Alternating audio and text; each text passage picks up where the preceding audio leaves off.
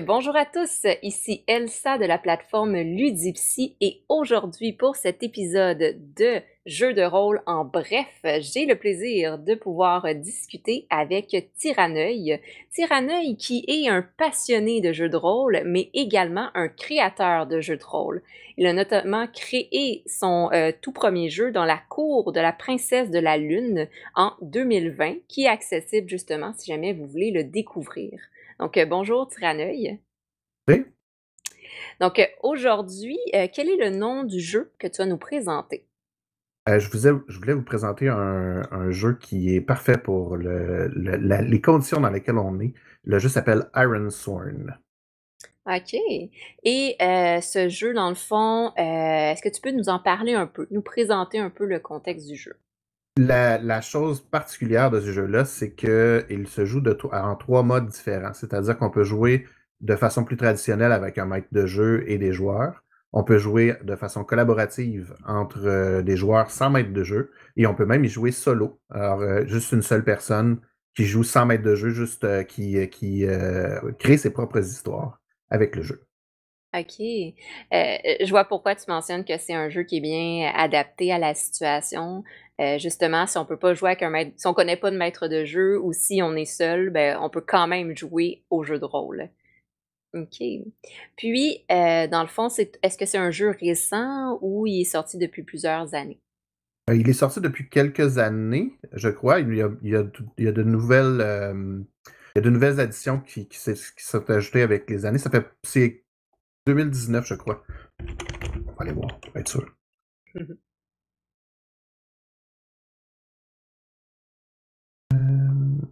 Oui, 2019. Veux-tu que je le reprenne ou c'est bon? Euh, ouais, on peut le reprendre, il n'y a pas de problème. Je vais redire ma phrase, ça veut dire... OK. Est-ce que c'est un jeu qui est sorti depuis récemment ou c'est un vieux jeu? C'est un jeu qui est sorti en 2019. OK. Donc, assez récent, justement, Mhm. comme jeu de rôle. Puis, ce jeu de rôle-là parle de quoi exactement? C'est quoi la thématique, l'histoire narrative? Ben, c'est avant tout un jeu qui se veut être un jeu de low fantasy, donc où c'est un monde fantastique, mais où il n'y a pas énormément de magie, et qui se passe dans une espèce d'univers un peu viking, mais un univers viking plutôt inclusif, qui n'est pas nécessairement pris dans les notions historiques de la chose. OK. Est-ce que j'en comprends qu'il y a comme un plus grand respect par rapport au genre et peut-être un peu moins de violence que dans l'aspect plus historique? Exactement. Et comme le jeu, c'est avant tout nous qui créons les histoires aussi. Le carcan n'est tu sais, le carcan du jeu n'est pas fixe. D'ailleurs, pour créer son propre univers, on a même un truc qui s'appelle le guide du monde, où on fait des choix et on peut un peu comme si on avait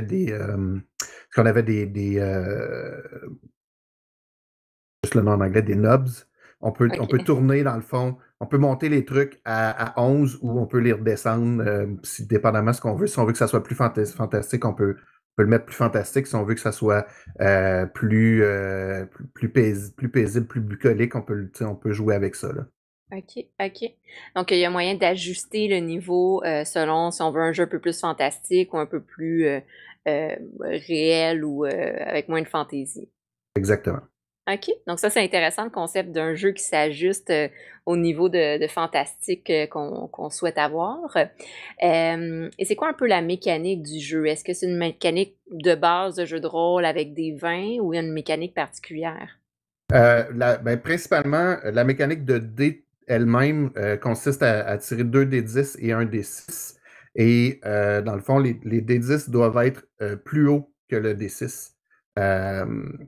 Euh, dans cette mécanique-là, mais c'est la mécanique vraiment de base, mais c'est Hmm. pas ça qui rend le jeu intéressant, c'est vraiment le fait que c'est la mécanique des oracles, c'est-à-dire qu'il y a plusieurs actions qu'on fait qui sont où on va raconter, puis à un moment donné, il faut laisser la chance au hasard et aux tables aléatoires et tout ça, et c'est ce qui fait que on est surpris par le jeu, qu'on fait pas juste, c'est pas juste un jeu où on se raconte une histoire à soi-même. Il y a vraiment cet élément d'aller chercher de se faire lancer des balles courbes, en fait, par le jeu. OK, OK. Fait que même si on joue en mode solo, il y a vraiment une bonne interaction avec le jeu qui rend ça vraiment intéressant, là. Oui, exactement. C'est ça. C'est qu'à chaque fois qu'on décide que on remet au hasard ou on n'est pas sûr d'un résultat, puis on va aller consulter les règles du jeu, puis c'est ça qui va relancer l'histoire essentiellement. OK, OK. Intéressant. Il y a comme une histoire un peu de livre narratif aussi dans le contexte du jeu de rôle. OK. Puis, de ton expérience dans le jeu de rôle, justement, qu'est-ce qui fait en sorte que pour ce jeu, en fait, qu'est-ce qui fait en sorte que ce jeu se démarque des autres jeux de rôle? Ben, je pense que c'est vraiment le fait que c'est vraiment ce concept des trois modes de jeu et qu'on peut sauter d'un mode de jeu à un autre.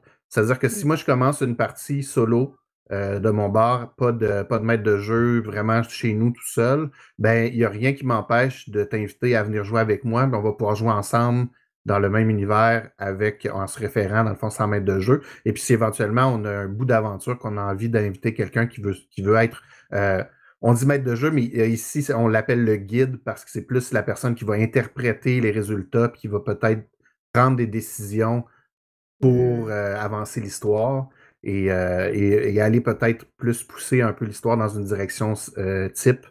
Mais c'est ce qui est super intéressant. Puis ça permet vraiment d'avoir des formats complètement différents de jeux. C'est vraiment ce qui est le plus attrayant dans le jeu. En plus, il est bien testé et les mécaniques sont très, très bien ficelées. OK.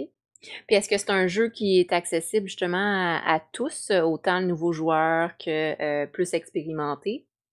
Oui, oui, c'est sûr qu'il faut lire les règles. Il y a un livre de règles. L'avantage qu'on a, par contre, c'est que le livre de règles est gratuit sur Internet. Alors, c'est facile d'aller chercher la version PDF. Mmh. Euh, c'est très, très bien mis en page et très, très bien expliqué dans le jeu. Je dirais que peut-être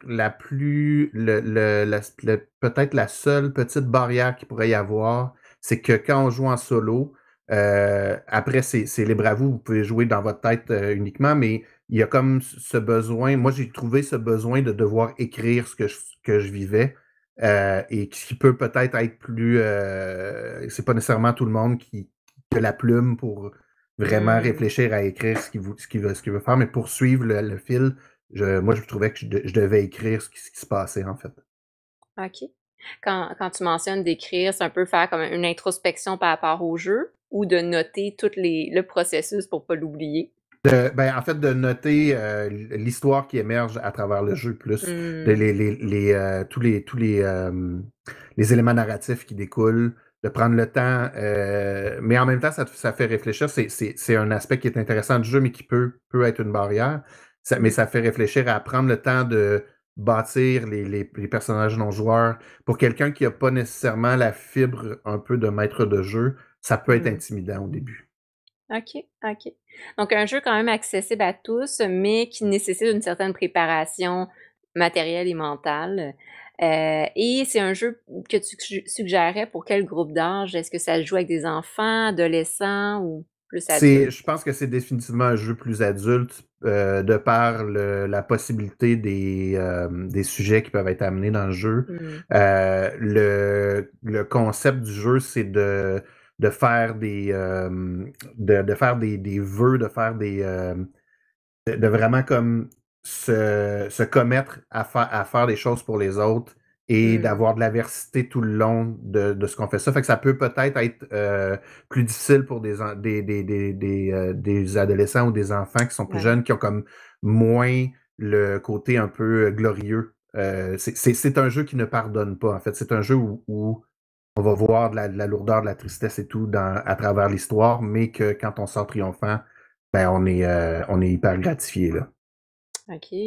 Donc intéressant justement comme, de voir les qu'est-ce qu'on ressent dans ce genre de jeu Mm. quand on est en état de dévotion par rapport aux autres ou par rapport, j'en comprends qu'il y a peut-être un aspect de divinité ici ou?